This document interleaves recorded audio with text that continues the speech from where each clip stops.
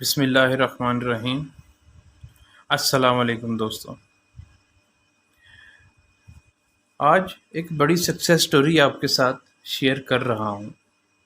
ایسے لڑکے کی سٹوری جو ایسے گھر میں پیدا ہوا جہاں پر صرف غربت ہی تھی، جہاں پر صرف غربت کا راج تھا۔ اس کا باپ سائیکل مرمت کیا کرتا تھا، جس کے پاس کھانے کو 2 وقت کی روٹی بھی نہیں ہوتی تھی۔ دوستو، اس کا نام سچیرو ہونڈا تھا۔ جی ہاں دوستوں، ہونڈا کمپنی کا فاؤنڈر، جس نے سب سے زیادہ گاڑیاں بنانے کا ریکارڈ قائم کیا۔ سچیرو ہونڈا جاپان میں پیدا ہوا۔ بہت بڑے خواب تھے، بہت کچھ کرنا چاہتا تھا، لیکن باپ سائیکل مرمت کرتا تھا، انکم زیادہ نہیں تھی، غربت بہت زیادہ تھی، اور پھر وہیں سے رسک لے کر جاپان کے شہر ٹوکیو میں چلا گیا، یہ سوچ کر کہ بڑے شہر میں بڑے موقع ہوں گے، بڑے شہر میں بڑے چانسز ہوں گے آگے بڑھنے کے۔ جی تو دوستوں، سال تھا 1922 اور ایک 15 سال کا چھوٹا سا بچہ جاپان کے شہر ٹوکیو میں ایک معمولی سی ورکشاپ میں جاتا ہے نوکری کرنے۔ ورکشاپ کا مالک اس بچے کو اوپر سے لے کر نیچے تک دیکھتا ہے، اس کے بعد بچے کو کام دیتا ہے ورکشاپ کی صفائی کرنے کا اور اپنے بچوں کی دیکھ بھال کا، کیونکہ ورکشاپ کے مالک کو یہ لگا کہ یہ چھوٹا سا بچہ اور کس کام کا ہے۔ اس وقت کسی کو نہیں پتا تھا کہ یہ چھوٹا سا بچہ آنے والے وقت میں دنیا میں کتنا نام کمانے والا ہے۔ تو دہائیاں گزرتی ہیں اور یہ بچہ، جس کا نام سچیرو ہونڈا تھا، یہ دنیا کی بڑی بڑی کارز بنانے والی کمپنیز کو ٹکر دیتا ہوا نظر آتا ہے۔ اس وقت دنیا کی سب سے بڑی موٹر بائک بنانے والی کمپنی ہونڈا اسی بچے کے نام پر تھی۔ یہ سٹوری ہے ہونڈا کمپنی کے مالک سچیرو ہونڈا کی۔ ایک انتہائی غریب لڑکا جس نے بچپن میں بہت ساری چھوٹی چھوٹی نوکریاں کی، پھر ایک دن ایسا آیا کہ اس کی company multi billion dollars brand بن چکی تھی۔ دوستو، یہ کہانی شروع ہوتی ہے جاپان کے ایک شہر ٹینریو شیزوکا میں۔ سال تھا 1906۔ اس شہر میں بسنے والے گیہی ہونڈا اور میکا ہونڈا کے گھر ایک بچے کی پیدائش ہوتی ہے، جس بچے کا نام رکھا جاتا ہے سچیرو ہونڈا۔ سچیرو ہونڈا اپنے ماں باپ کی پہلی اولاد تھی۔ سچیرو کا باپ ایک لوہار تھا اور اس کے ساتھ ساتھ وہ قصبے کے لوگوں کی سائیکل بھی مرمت کیا کرتا تھا۔ سچیرو نے غربت میں آنکھ کھولی اور یہ غربت اس کے 5 بہن بھائیوں کو نگل گئی۔ 8 سال کی عمر میں سچیرو نے پہلی دفعہ گاڑی دیکھی۔ یہ گاڑی تھی فورڈ ماڈل ٹی۔ اس 8 سال کے بچے کو اس گاڑی نے اتنا متاثر کیا کہ سچیرو کے بقول کہ جیسے ہی اس نے یہ گاڑی دیکھی تو وہ اس کے پیچھے بھاگنے شروع ہو گیا۔ سچیرو کے مطابق اس گاڑی نے میرے دماغ پر اتنا اثر کیا کہ بغیر سوچے سمجھے میں اس گاڑی کے پیچھے بھاگنا شروع ہو گیا۔ یہ وہ ٹائم تھا جب سچیرو کی موٹر انجن کے ساتھ دلچسپی کا آغاز ہوا۔ سچیرو کو سکول اور پڑھائی میں بالکل بھی کوئی دلچسپی نہیں تھی، لہٰذا وہ زیادہ تر وقت اپنے باپ کے ساتھ لوگوں کی سائیکل مرمت کرنے میں لگاتا۔ سال 1922 میں سچیرو نے اپنا گھر بار چھوڑا اور نوکری کی تلاش میں جاپان کے شہر ٹوکیو میں چلا گیا۔ سچیرو کو پہلی نوکری ملی آرٹ شوکائی نام کی ایک ورکشاپ میں۔ اس ورکشاپ میں جو سچیرو کو نوکری ملی وہ تھی مالک کا بچہ سنبھالنا۔ اس نوکری سے سچیرو کو کچھ زیادہ پیسے بھی نہیں آ رہے تھے اور وہ واپس اپنے گاؤں بھی نہیں جا سکتا تھا۔ سچیرو کے ذہن میں یہ ڈر تھا کہ فیلئر لے کے وہ اپنے گاؤں والوں اور اپنے ماں باپ کو کیسے فیس کرے گا۔ پھر یوں ہوا کہ ورکشاپ میں گاڑیوں کے کام کی ڈیمانڈ زیادہ ہونے لگی۔ ورکشاپ کے مالک کو مین پاور چاہیے تھی۔ اس نے سچیرو کو بھی گاڑیوں کے میکینک کے حوالے کر دیا۔ یہاں سے سچیرو نے گاڑیوں کا کام بھی سیکھنا شروع کر دیا۔ محنت اور لگن تو اس بچے کے اندر آلریڈی ہے تھی، اور پھر کچھ ہی عرصہ میں اس بچے کا نام مشہور مکینک میں شمار ہونے لگا۔ سچیرو ورکشاپ کا سب سے قابل اور ٹرسٹڈ امپلائی بن گیا۔ ورکشاپ کے مالک کی بھی نظریں اس کے اوپر آ گئیں۔ ورکشاپ کے مالک نے سچیرو کو نہ صرف مکمل مکینک اور ایکسپرٹیز سکھائی، اور اس کے علاوہ اسے کاروبار چلانے کے تمام تر ہنر بھی سکھائے۔ اب سچیرو کے پاس گاڑیوں کے متعلق ٹیکنیکل ایکسپرٹی تو تھی ہی، ساتھ ہی اس کے ہاتھ لگ گئے بزنس کو چلانے کے فارمولے۔ اس زمانے میں پوری دنیا میں موٹر سپورٹس کار کا بہت رواج تھا۔ اسی وجہ سے سال 1923 میں سچیرو کو بھی اپنی ورکشاپ جہاں پر وہ کام کرتا تھا بطور مکینک، اس کمپنی نے بھی کار بنانا شروع کر دی۔ سچیرو نے باقی مکینکس کے ساتھ مل کر اپنی ورکشاپ میں ایک ریسنگ کار تیار کی۔ اس کار کا نام تھا دی کرٹس۔ اس کار نے 1924 میں جاپانیز موٹر کار چیمپئن شپ میں حصہ لیا۔ حیرت انگیز بات یہ ہے کہ یہ کار چیمپئن شپ جیت گئی۔ اس وقت سچیرو کی عمر 17 سال تھی۔ دی کرٹس نے چیمپئن شپ کیا جیتی؟ سچیرو نے سپورٹس موٹرز کو اپنا مقصد بنا لیا۔ 1928 میں آرٹ شکائی کی ایک نئی برانچ کا آغاز کیا گیا۔ اس ورکشاپ کا انچارج بنایا گیا سچیرو کو۔ شروع میں یہ ورکشاپ بالکل نہیں چلی، کیونکہ لوگ اپنی موٹر کار کو ایک ایسے لڑکے کے حوالے نہیں کرنا چاہتے تھے جو جوان ہے، اور جس کے بارے میں لوگ خیال کرتے تھے کہ شاید اس بچے کو زیادہ چیزوں کا نہیں پتہ۔ اس کے باوجود سچیرو نے ہار نہ مانی، کام میں لگا رہا۔ اس کو جو بھی چھوٹا موٹا کام ملتا اسے پوری لگن اور محنت سے کرتا۔ اس کا صلہ سچیرو کو یہ ملا کہ 2 سال کے اندر اندر اس کی ورکشاپ پر کافی زیادہ کام آنا شروع ہو گیا۔ یہ ورکشاپ جب سٹارٹ ہوئی تو یہاں پر صرف ایک شخص تھا جس کا نام سچیرو تھا، اور 2 سال کے اندر اس ورکشاپ کے عملے کی تعداد 30 ہو گئی۔ ہماماسٹو میں سچیرو نے ایک ایسی کار بنائی جس کی سپیڈ نے ریکارڈ قائم کیا۔ جاپان کے اندر یہ کار 120 کلومیٹر فی گھنٹہ کی رفتار سے بھاگی۔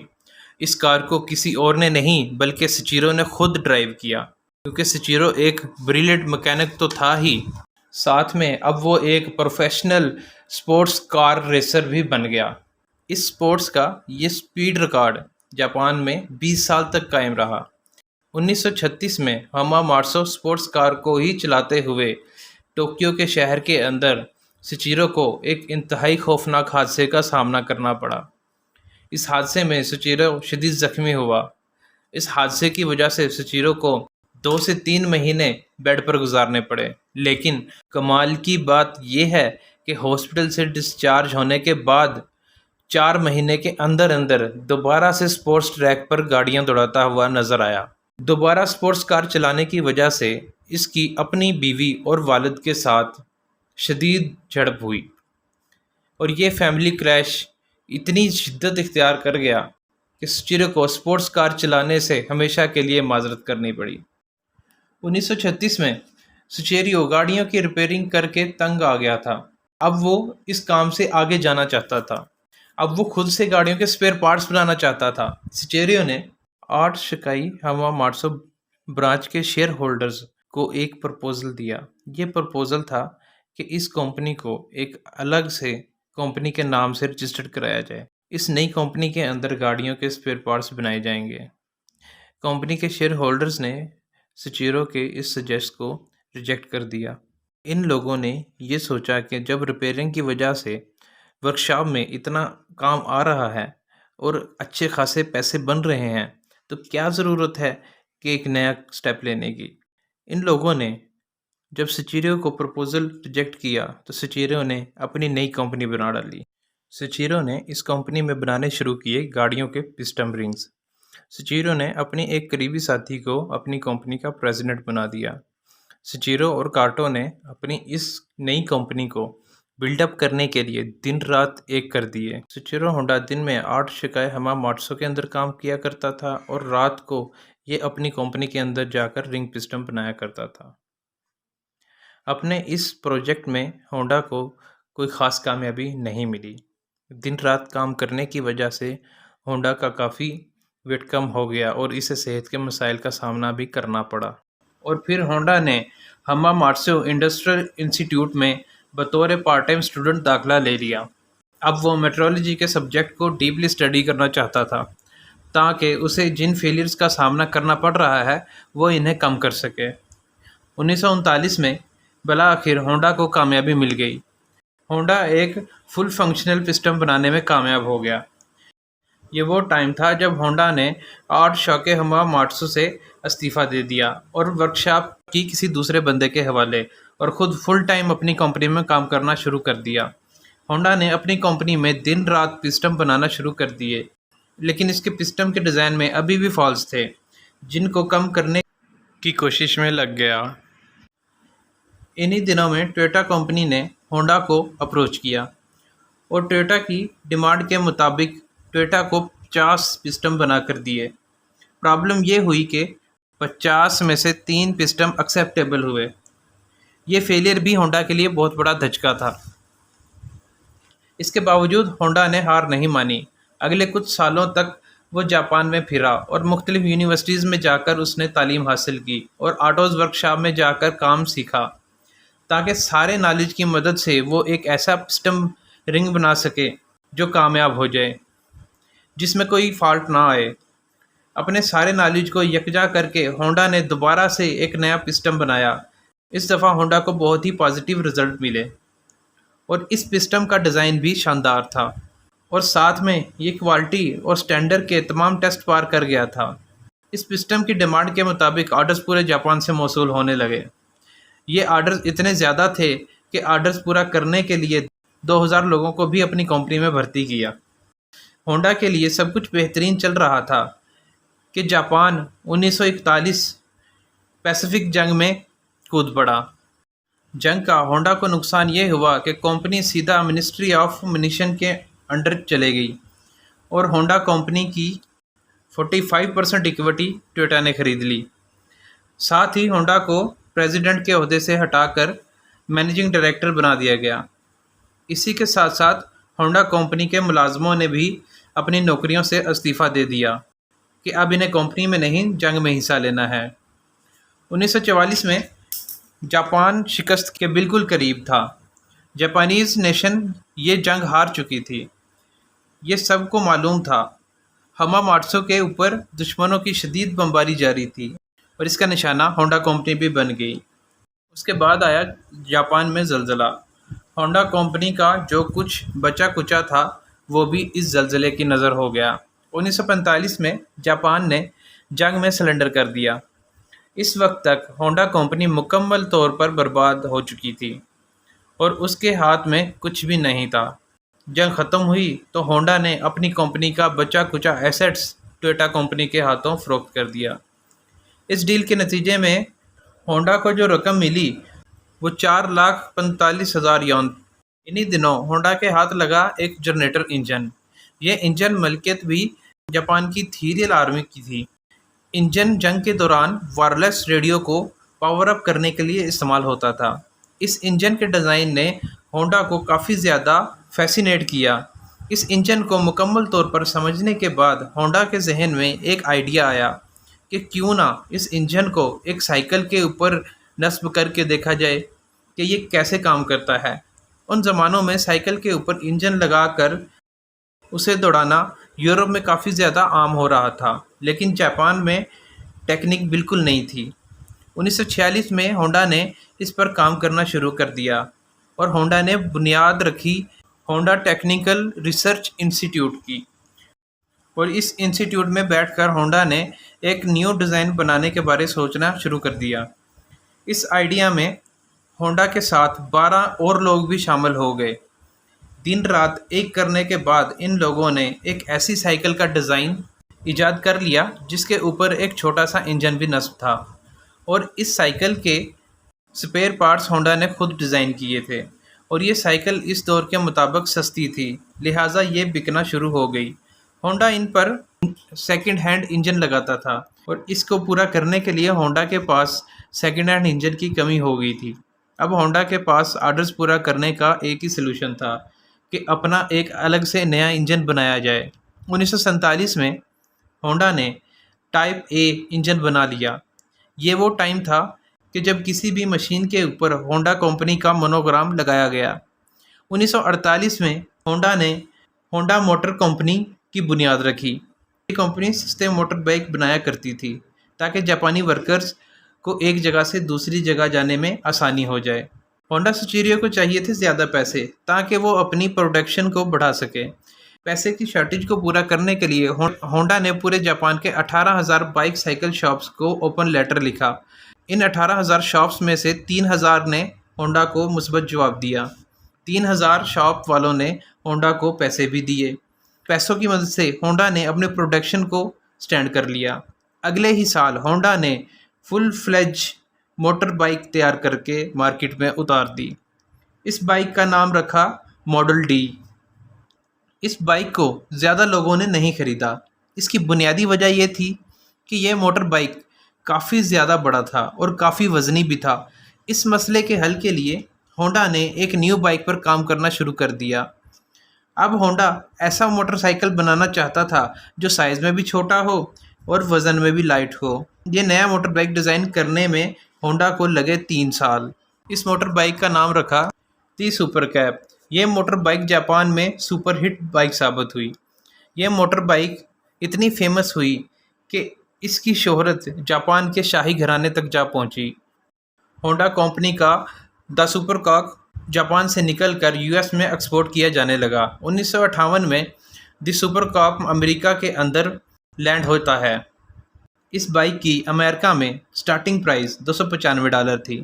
امریکہ میں بھی یہ موٹر بائک ہٹ ہوئی۔ یہ بائک باقی موٹر بائک بنانے والی کمپنیز سے کافی بہتر تھی۔ امریکن عوام نے بھی اس بائک کو بہت زیادہ خریدا۔ انہوں نے بھی اس بائک کو استعمال کرنا شروع کر دیا۔ اس کے بعد ہونڈا نے اپنی بائکس کو ریسنگ ٹریک پر لانا شروع کر دیا۔ ہونڈا کی بائکس نے دنیا بھر کی ریسنگ چیمپئن شپ کو جیتنا شروع کر دیا۔ ان فتوحات کی وجہ سے ہونڈا کا نام پوری دنیا میں گونجنا شروع ہو گیا۔ اس موقع پر ہونڈا کو ایک بہت بڑا انویسٹر ملا۔ اس انویسٹر نے ہونڈا کو ایک تو کیپٹل دیا اور دوسرا بزنس اسٹریٹجیز دیں، اور اس اسٹریٹجیز کی وجہ سے 1960 میں ہونڈا دنیا کی سب سے بڑی بائک بنانے والی کمپنی بن گئی۔ موٹر بائک کی دنیا میں اپنا نام بنانے کے بعد ہونڈا نے پھر کار بنانے کا سوچنا شروع کر دیا۔ کار بنانے کا خواب تو وہ 8 سال کی عمر سے ہی دیکھ رہا تھا۔ ہونڈا کو کئی لوگوں نے مشورہ دیا کہ دنیا میں آلریڈی نسان، ٹویوٹا وغیرہ جیسی کمپنیز ہیں جو گاڑیاں بنا رہی ہیں، اور کار کے نئے برانڈ کی کوئی ضرورت نہیں ہے۔ ہونڈا نے ان کی باتوں پر کان نہ دھرے اور 1963 میں ہونڈا نے پہلی گاڑی مارکیٹ میں لانچ کر دی۔ یہ تھی منی ٹرک T360۔ یہ ٹرک جاپان کے اندر کچھ زیادہ ہٹ نہیں ہوا تھا۔